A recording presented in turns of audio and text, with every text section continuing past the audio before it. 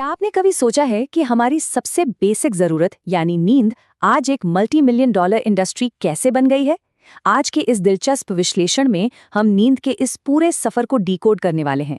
मतलब हमारे शरीर के अंदर होने वाले बायोलॉजिकल बदलावों से लेकर एकदम लेटेस्ट स्लीप टेक्नोलॉजी और इस पूरी वेलनेस इंडस्ट्री के पीछे के विज्ञान और व्यवसाय को समझेंगे। तो चलिए शुरू करते हैं।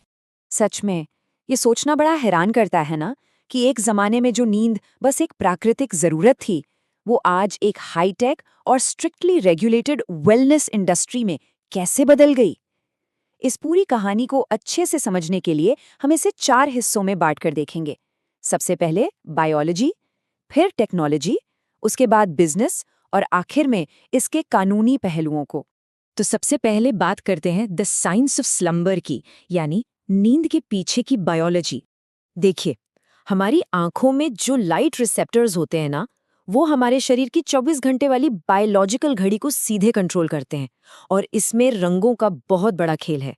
लाल, नारंगी और पीले जैसे वार्म कलर्स हमारे शरीर को रिलैक्स करते हैं और नींद को बढ़ावा देते हैं। लेकिन इसके बिल्कुल उलट नीले और हरे जैसे कूल कलर्स हमारी नींद उड़ा देते हैं और हमें पूरी तरह अलर्ट रखते हैं। और यही एंट्री होती है मेलाटोनिन की। ये एक ऐसा हार्मोन है जो अंधेरा होने पर हमारे दिमाग की पीनियल ग्रंथि से अपने आप निकलता है। यही हमारे सोने और जागने की साइकिल को चलाता है। लेकिन परेशानी की बात क्या है? हमारे फोन और लैपटॉप से निकलने वाली आर्टिफिशियल नीली रोशनी इस मेलाटोनिन को दबा देती है। इसी वजह से आज हम सब नींद की भारी कमी से जूझ रहे हैं। और मजे की बात यह है कि आज की टेक्नोलॉजी इसी कमी को दूर करने का दावा कर रही है।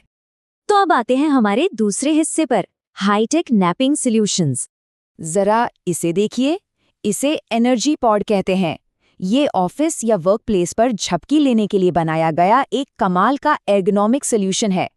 इसका डिजाइन इतना शानदार है कि आपको बाहरी दुनिया के शोर शराबे और उस नींद चुराने वाली नीली रोशनी से एकदम कट ऑफ कर देता है। मतलब काम के बीच में एनर्जी वापस पाने के लिए एक परफेक्ट माहौल। और इसके अंदर की टेक्नोलॉजी तो और भी माइंड ब्लोइंग है। इसमें इनबिल्ट बोस स्पीकर्स और एक i20 इंटरफेस कंसोल लगा है। इन हार्डवेयर की मदद से आप कुर्सी का वाइब्रेशन, रिलैक्स करने वाला म्यूजिक और लाइटिंग सब कुछ अपने हिसाब से कंट्रोल कर सकते हैं। सच कहूं तो ये सिर्फ एक कुर्सी नहीं है, ये अपने आप में एक पूरा इकोसिस्टम है। लेकिन इसका असली मैजिक छुपा है इसके i20 फर्मवेयर में। ये साइंटिफिक रूप से प्रूवन है। ये आपके दिमाग को 20 मिनट के अंदर 3 फिक्स चरणों से गुजारता है।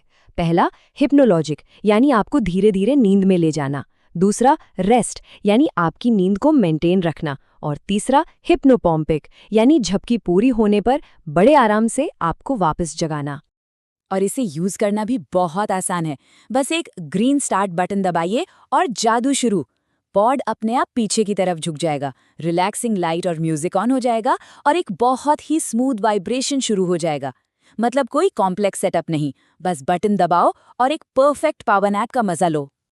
अब चलते हैं तीसरे और सबसे दिलचस्प पहलू पर, the sleep business model.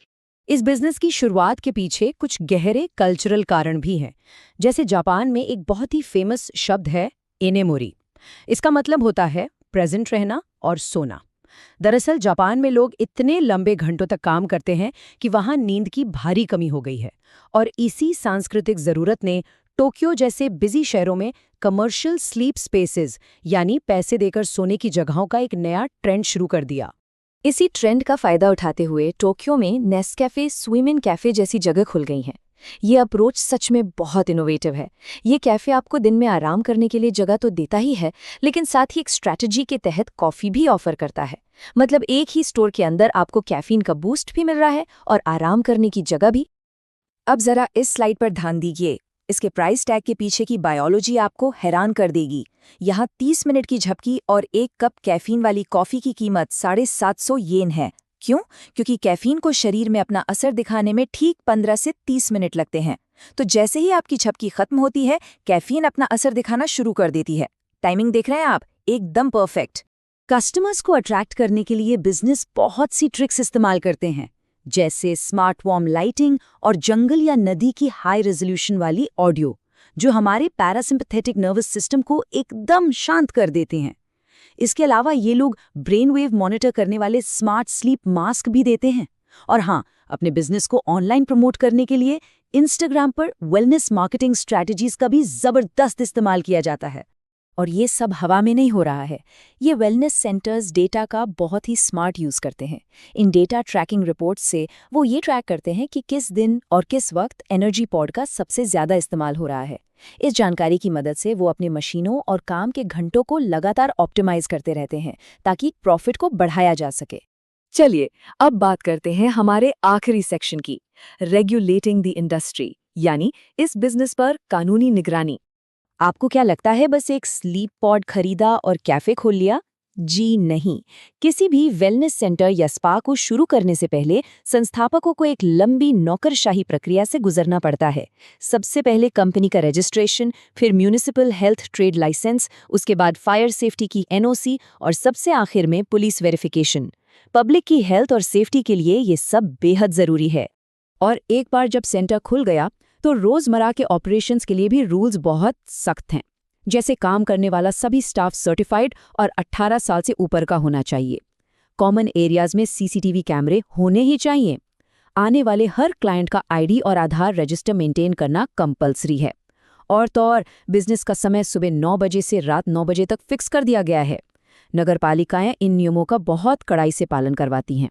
Bharat में अनैतिक व्यापार निवारण अधिनियम 1956 के तहत इस इंडस्ट्री को एक महत्वपूर्ण कानूनी ढांचा दिया गया है। यह कानून सुनिश्चित करता है कि स्पा या स्लीप सेंटर्स की आड़ में कोई भी इल्लीगल या कमर्शियल यौन गतिविधि ना हो। इसी वजह से ये नियम है कि प्राइवेट कमरों में अंदर से कुंडी या लॉक नहीं होना चाहिए और जो भी सर्विसेज दी जा रही हैं उनमें पूरी ट्रांसपेरेंसी होनी चाहिए ताकि कस्टमर्स का भरोसा इस इंडस्ट्री पर बना रहे। तो माइक्रोस्कोपिक लेवल पर मेलाटोनिन से लेकर हाईटेक एनर्जी पॉड्स और फिर सख्त सरकारी कानूनों तक का ये पूरा सफ़र हमारे सामने एक बहुत बड़ा सवाल खड़ा करता है। आज जब बायोलॉजी, टेक्नोलॉजी और कॉमर्स इस तरह से एक दूसरे के साथ मिल गए हैं, तो क्या स्ट्रिक्ट रूल्स और मशीनों द्वारा तय की गई ये पावर नैप भविष्य में हमारी इंसानी प्रोडक्टिविटी का अल्टीमेट सच बनने वाली है?